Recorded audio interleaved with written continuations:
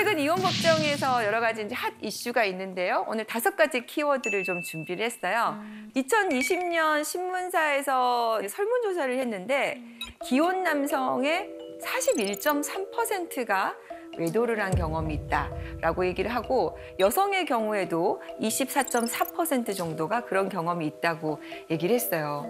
그러면은 기혼자 중에서 3명 중에 1명 정도는 외도를 한 경험이 있다 이렇게 볼 수 있는데 사실은 이제 이 외도 문제가 갈수록 진짜 많은가 봐요. 그래서 뭐 인터넷 카페 같은 데서 이런 것들을 얘기하는 것들이 굉장히 많이 만들어지고 있다는 뉴스 들어보셨을 거예요.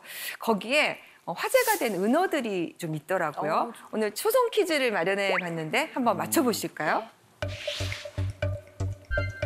자, 이건 무슨 뜻일까요? 감시. 감시 떴다 피해라 막 이럴 때 쓰는. 네. 검사. 휴대폰 검사? 오늘 검사 당했다? 검사 당했어. 네. 또 이건 뭘까요? 기역, 니은, 미음, 이응. 네. 겁나 미워. 겁나 미워. 겁나 미워. 네. 계속 한번 해볼까요? 3번째. 진짜 어려운데? 뒤에가 커플이구나. 구구 커플. 구구는 뭐예요? 구구. 닭살 커플. 구구. 금기 커플. 금기 커플. 겁나 미워, 금기 커플. 네. 말 된다, 그죠? 겁나 미워, 금기 커플. 네. 마지막, 대망의 4번째입니다. 지지리. 지지리. 네. 그죠? 찌질이. 찌질이를 좀 이렇게 약하게 해서 지지리. 이거 정답을 한번 공개해 볼까요? 오! 이게 줄임말이구나. 기혼 여성. 금지된 사람, 기혼 남성, 미혼 지남미요. 기혼 남성, 기혼 네. 이런 것들을 사용하면서 그 안에서 자기들끼리 서로 이렇게 정보를 공유를 한대요. 거기가 카페가 5만 명이 이상의 카페도 있다고요. 근데 그게 뭐 카페가 하나가 아니라 여러 가지가 되고 있다고 하니까요. 그런데 이 카페에 가입을 하려면 내가 불륜을 하고 있다는 것을 인증을 해야 돼. 와, 정회원이 돼서 거기 들어가서 이렇게 은어를 가지고 대화를 나눌 수가 있는 거죠. 그만큼 교묘하게 어디 가면은 들키지 않고 만날 수 있느냐. 그다음에 내가 들킬 뻔했을 때 배우자에게 어떤 핑계를 대면 것이냐 이렇게 서로 이렇게 정보를 공유하고 있다고 합니다. 네. 치밀하다. 정말 중요한 키워드가 나온 것 같아요. 비밀. 배우자에게 말할 수 없는 게 생기는 것부터가 문제다. 네. 그래서 화제가 된 키워드를 좀 준비를 했어요. 바로 정서적 외도. 좀 들어보셨나요? 정서적인 외도? 정서적 외도? 최근에 이제 오피스 와이프, 오피스 허즈번드 때문에 이혼이 더 늘어났다고 하고 비슷한 상담들이 좀 많이 있어요. 뭐 남사친, 여사친 이 경계를 이제 넘나드는 관계가 참 문제인데 실제로 제가 이제 상담을 한 케이스 중에 하나였는데요. 남편이 들어오질 않아서 음식물 쓰레기를 들고 나갔어요. 그런데 남편이 바로 밑에서 전화를 받고 있는 거예요. 뭐 걱정하지 말아라. 내가 내일 도와줄게. 괜찮아. 잘 자. 나한테는 한 번도 그런 말 해준 적이 없는 남편인데. 그래서 이제 누구냐? 그랬더니 당신이 아는 그 사람. 직장 동료 누군데. 에이?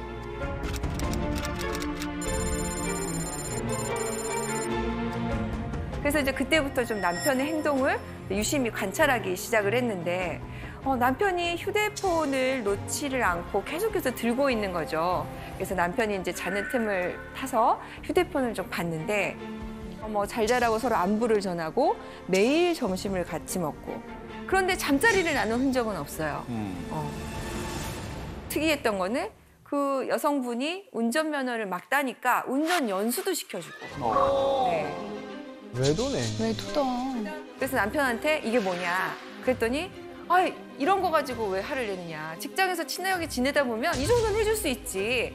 그리고 나한테 좀 가르쳐달라고 하길래 내가 좀 가르쳐줬다. 그리고 이분은 나하고만 이렇게 친하게 지내는 게 아니라 다른 사람하고 다 친하게 지내는 사람이다. 근데 보니까 성격이 되게 좋아서 사실 좀 그런 것 같기도 해.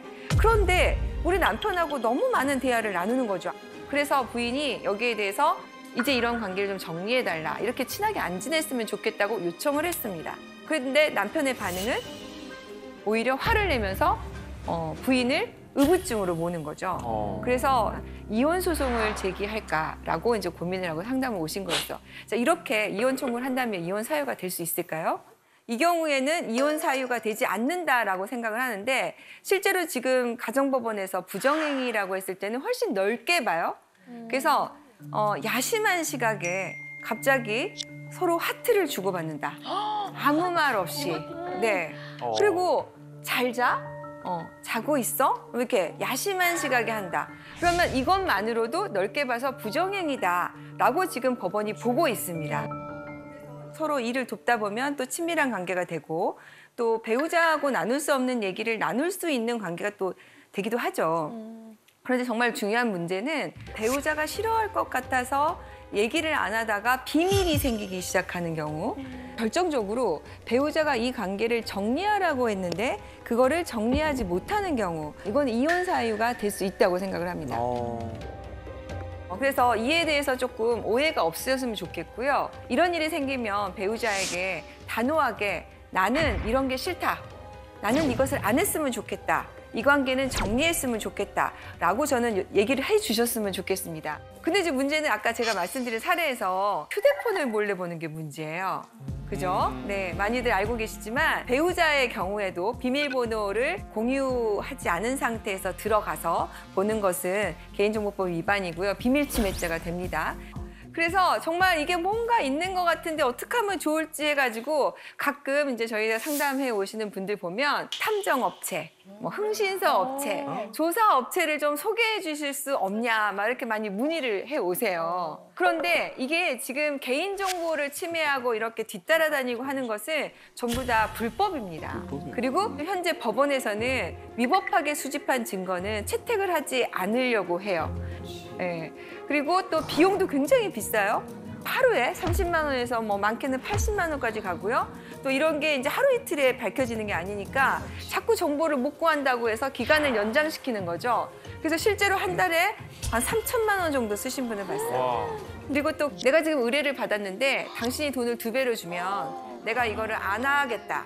라고 하는 거를 제가 실제로 상담 중에 그런 문자 받는 걸 봤거든요. 그래서 이쪽으로 괜히 좀 힘을 안 쓰셨으면 좋겠고요. 그러면은 어떻게 알게 되냐 이런 것들 고민하시거든요. 그렇죠. 그 배우자의 외도 징후를 찾아낼 수 있는 방법 네. 없을까요? 그러게요. 네. 그런데 제가 이제 보니까 아무래도 이제 일상을 같이 하다 보니까 평소와 다른 행태는 눈에 보입니다. 제일 첫 번째가 뭘까요?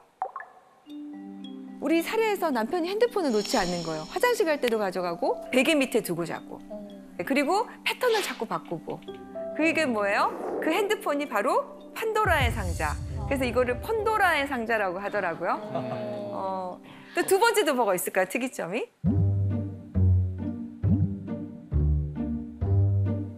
어디서 제일 많이 들킬까요? 차. 딩동댕. 네. 내비게이션 목적지 검색 이런 거. 네. 그래서 쭉 보면 어디를 다녀왔는지 알게 되죠. 차 얘기하니까요. 네. 블루투스로 통화를 하잖아요. 네네. 웬만한 제조사의 차들이 외부로 다 소리가 들립니다. 은밀하게 통화를 하다가 와이프가 지하주차장에서 쓱 지나가다 뭔 소리지 하고 딱 듣는 순간 모든 내용이 다 발설됩니다. 중계가 돼버리는 거죠. 네, 그러니까 이제 네. 지하주차장에서 특히나 울림이 많은 곳에서 이렇게 통화를 하실 때 블루투스를 좀 작게 해놓으시거나 안에서 이렇게 그냥 전화로 아니 이렇게 정보를 주시면 어떡해요. 네. 차 안에서 바로 핸드폰하고 연동이 되잖아요. 네네. 그럼 운전하는 중에 어떤 일이 발생하냐면 오는 문자 메시지나 SNS들이 이렇게 화면상에 나타나요.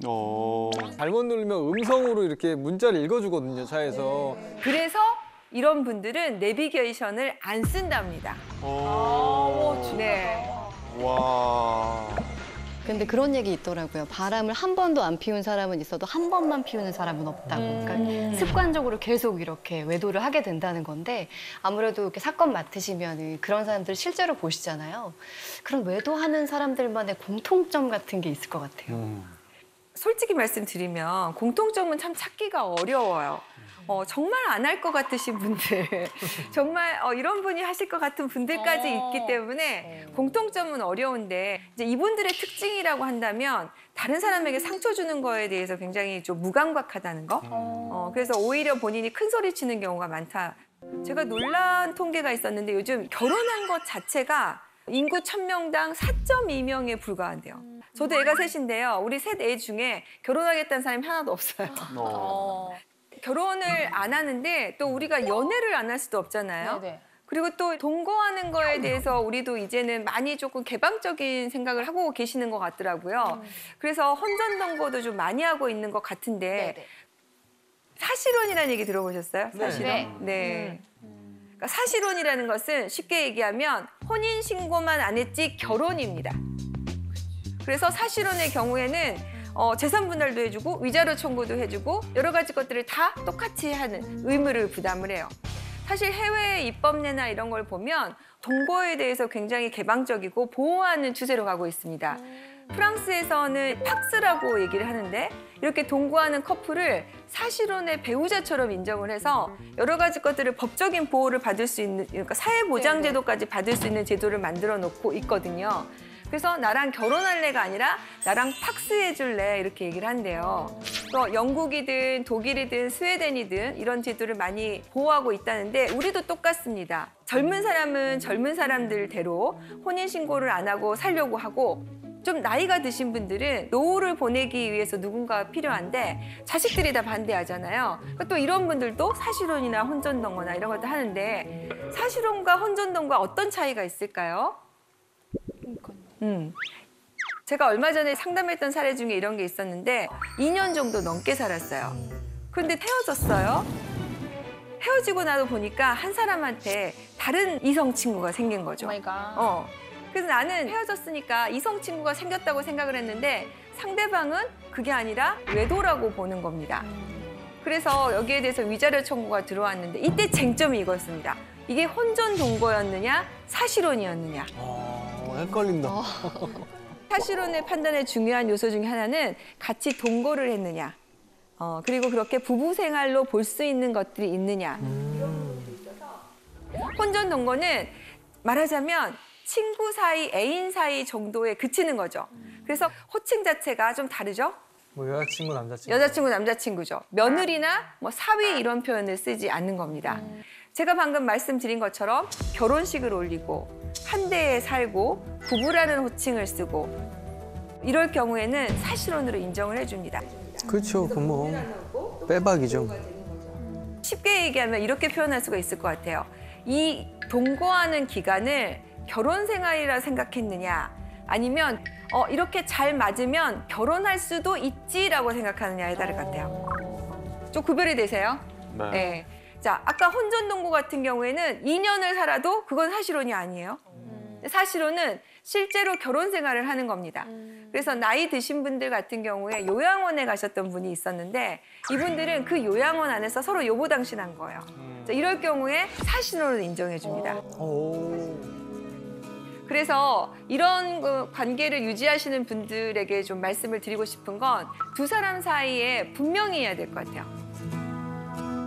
네, 세 번째 이슈.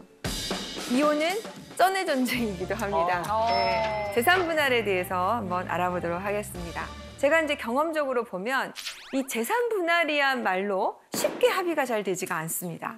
어디까지를 해야 될지, 얼마를 해줘야 되는지, 작게는 수백만 원부터 많게는 뭐 수억 원까지 되니까 네. 도대체 재산 분할을 얼마를 받을 수 있을까 하는 게 이제 재판에서 제일 중요한 쟁점입니다. 이렇게 이지혜 씨처럼 사시는 부부가 진짜 많으신 것 같아요. 특히 이제 맞벌이가 많이 되다 보니까 한 사람만 누군가 계속해서 부담을 하는 게 아니고 각자 조금 역할을 공평하게 나가고 있는 경우가 많은 것 같고요. 이제 월급에 얼마를 내서 생활비에 쓰자 이렇게 해서 하는 경우 같습니다. 재산 분할이라는 것은 부부가 결혼 생활 중에 모은 공동 재산에 대해서 누가 얼마나 기여했는지를 보고 나누자 하는 게 이제 재산 분할의 핵심입니다. 그러다 보니까 한 재산을 두고 이거를 특유 재산이라고 주장하는 쪽과 공동 재산이라고 주장하는 쪽과 여러 가지 문제가 많죠. 그래서 오늘 재산 분할에 대해서 한번 궁금증을 해결해 보도록 하겠습니다. 네. 결혼 전에 산 주식이 결혼 후에 올라서 차익이 많이 발생했다. 그거 분할해야 됩니까?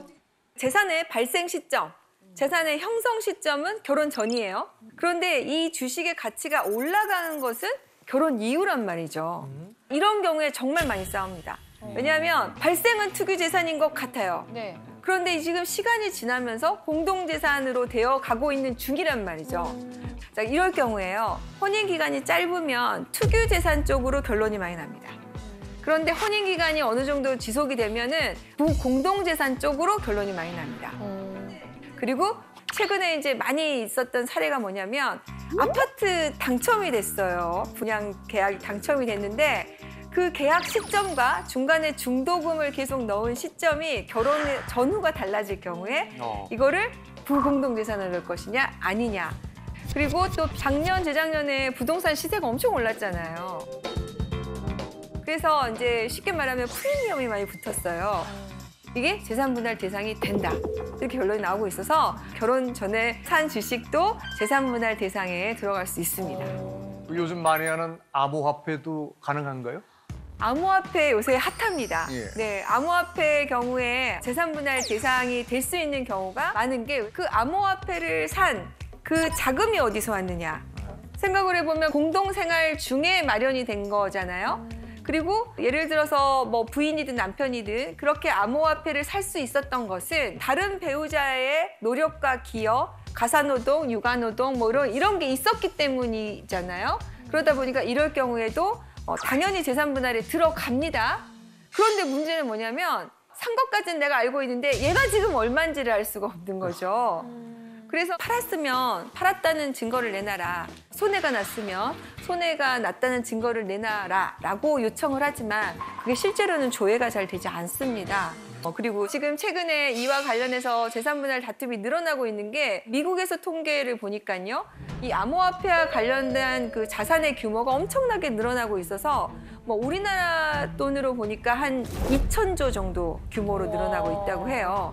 근데 우리나라도 요새는 젊은 친구들이 암호화폐 하나 정도는 뭐 투자를 하고 있는 경우가 상당히 많아서 화장실에 들어가면 화장실에서 안 나오신대요. 암호화폐 시세를 확인하느라고. 이렇게 이제 지하 경제로 들어가서 추적하기 어려운 재산들이 규모를 측정하기가 어려워서 그게 문제이지 분할 대상에는 다 들어가고 있습니다. 그러면 혹시 그 암보험 같은 것도 재산 분할이 가능한가요? 예를 들어서 유방암에 걸려가지고 내가 수천만 원의 돈을 받았어요. 근데 이거 지금 내가 남편 때문에 아파가지고 스트레스 받아서 나온 암보험인데 이걸 재산 분할해야 되느냐. 근데 원칙적으로는 이렇게 사고로 발생된 보험금 이거는 재산분할 대상에 들어가지 않습니다. 근데 이제 이거는 안 들어가는데 그동안 부어온 적립식 보험금, 저축성 보험금 이런 것들은 재산분할 대상에 들어가죠. 그래서 어떻게 기준을 하냐면 이 보험을 지금 해지했을 때 받을 수 있는 환급금이 얼마냐 이렇게 해서 그 금액을 재산분할에 넣어서 판단을 하고 있는데요. 그런데 보험금 같은 경우에도 남편이 보험금을 다 불입해줬다. 그러면은 그게 재산분할 대상에 또 예외적으로 들어갈 수 있는 경우는 있습니다. 네. 자, 그중에서도 재산분할 대상에 들어가지 않는 게 있습니다. 최근에 좀 이슈가 됐는데요. 어떤 게 있을까요, 혹시? 땅? 네. 복권. 딩동댕. 진짜? 네. 역시 로또 진행자시니까. 그러시구나. 네. 제가 이거는 방송 나갈 때 질문을 참 많이 받는 건데요. 이게 금액이 왜냐하면 우리 부부 재산은 예를 들어서 1억인데 로또 당첨금은 10몇 억이에요. 그러면 이게 재산분할 대상이 안 되면 사실 재산분할 할 게 없는 거죠. 그런데 로또 당첨금에 대해서 재산분할 대상이 되지 않는다는 판례가 나왔습니다. 10년 차 되는 부부였는데 남편이 전문직이었어요.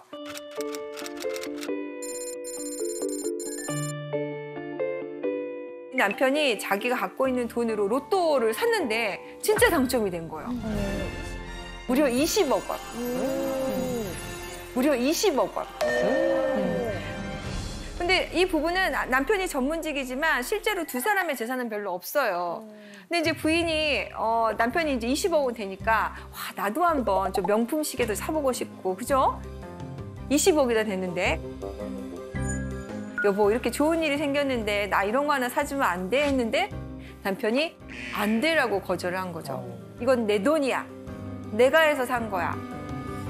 그리고 그 돈을 전부 다 주식을 사버리고 그 이후에 일절 부인한테는 얘기도 안 하는 거예요. 알려고 하지 말아라. 그러다 보니까 이제 이게 갈등이 되고 해서 이혼 소송에 이르게 됐습니다. 그래서 쟁점이 된 게 이 로또 당첨금이 그리고 로또 당첨금으로 산 주식이 재산분할 대상이 되느냐였는데 어떤 판례가 나왔냐면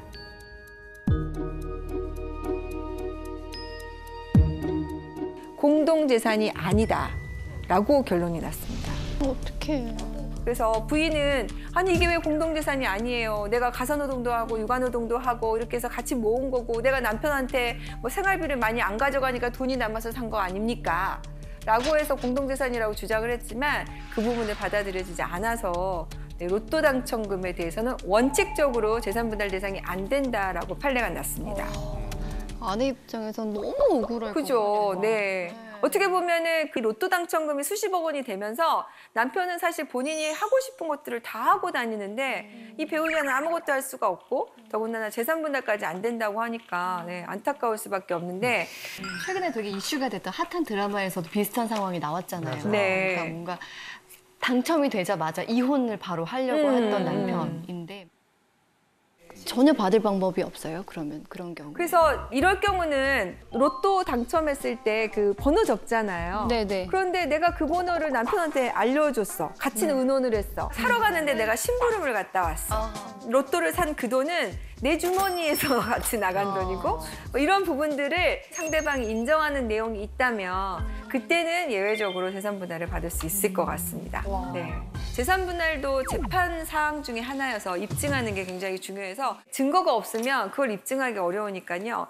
혹시 당첨되신 분들 중에서 그런 거 기여하신 분이 있으면 반드시 상대방이 인정하는 거 문자나 뭐 녹음으로 남겨주시면 좋을 것 같습니다. 네, 머리 아프다. 네. 안 해야지. 우리가 이제 여러 가지 긴 길을 넘어서 이혼 사건에서 제일 뭐 핫한 재산 분할 얘기를 좀 나눠봤는데요. 네 번째는 제가 정말로 좀 얘기 드리고 싶은 양육비에 관한 얘기를 조금 해봤으면 해요. 네. 아이가 이제 있는 상태에서 특히 미성년 자녀들이 있을 경우에 참 이 부분이 굉장히 문제입니다. 자, 여러분들 배드파더스 사이트라고 들어보셨나요? 네. 양육비 안 주나 보다.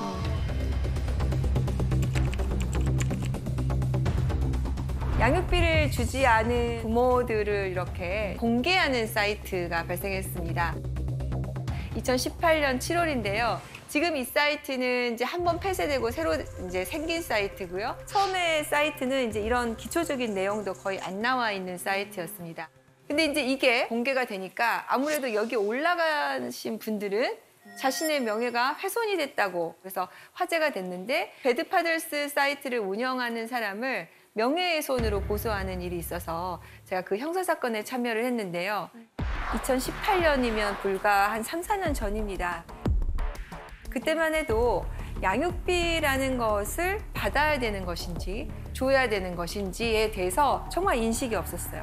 그리고 가정법원에서조차 이혼 사건을 이제 판결하거나 조정할 때 아유 뭐 양육비 그거 어차피 못 받을 건데 뭘 그걸 가지고 조정을 안 하려고 하십니다. 라는 얘기를 제가 들을 정도로 양육비 문제에 대해서 많은 분들이 인식이 좀 없었습니다. 근데 저도 이제 사실은 이혼 사건을 많이 하는 변호사잖아요.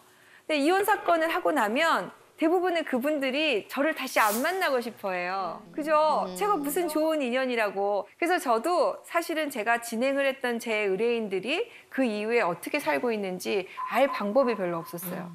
근데 그때 이 배드파더스 사이트를 접하고 하면서 양육비를 못 받는 분이 80%에 이르게 된다는 걸 저도 충격적으로 받아들였습니다. 이와 관련해서 무죄 변론을 하고 법이 개정이 돼서 저는 조금 나아졌을 거라고 생각을 했는데요. 최근에 2021년에 조사했는데 여전히 80%에 이른다고 하더라고요.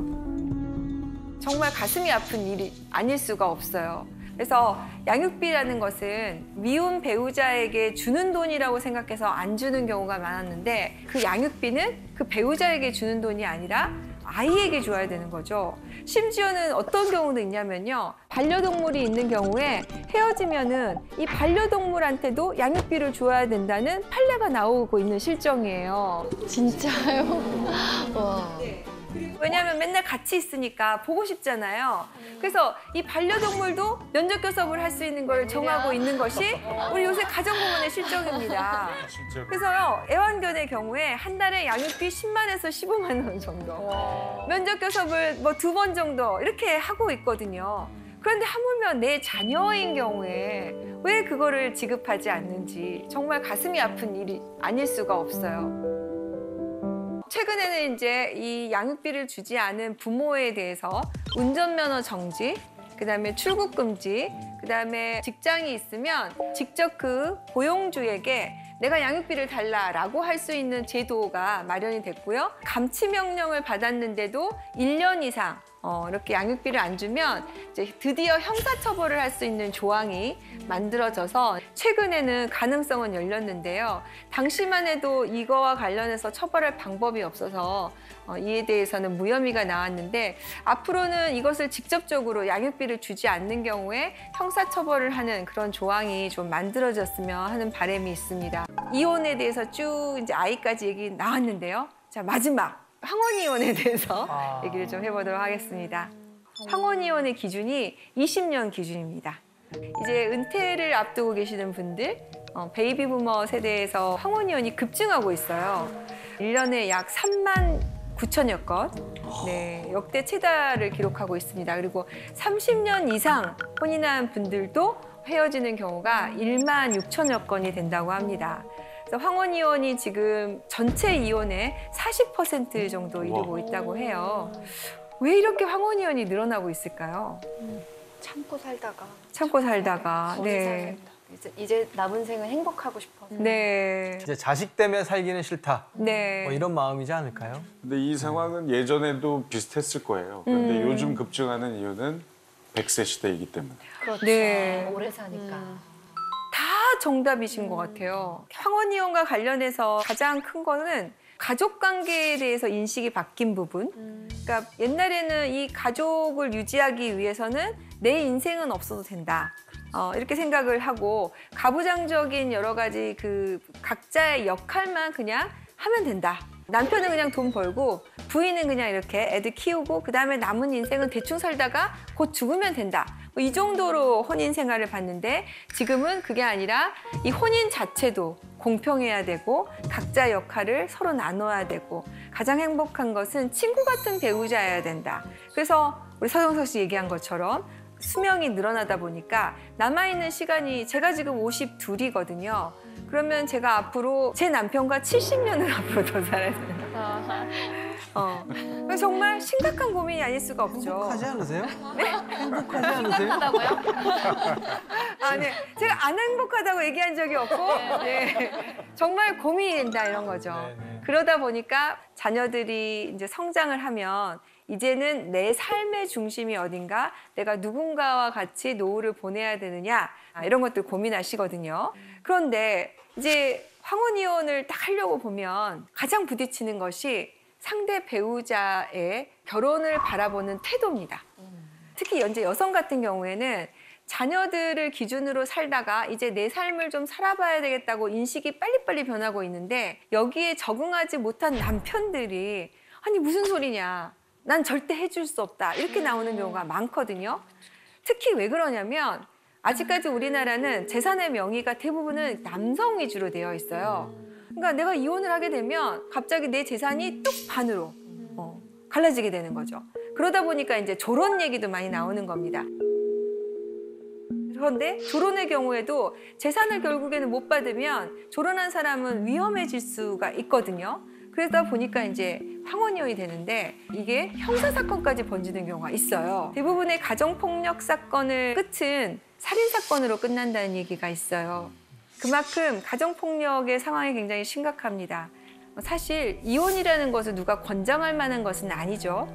하지만 이런 상태에 빠져서 그걸 못하고 또 다른 가정폭력의 비극으로 나가기 전에 본인이 현명한 판단을 하셨으면 좋겠습니다. 네.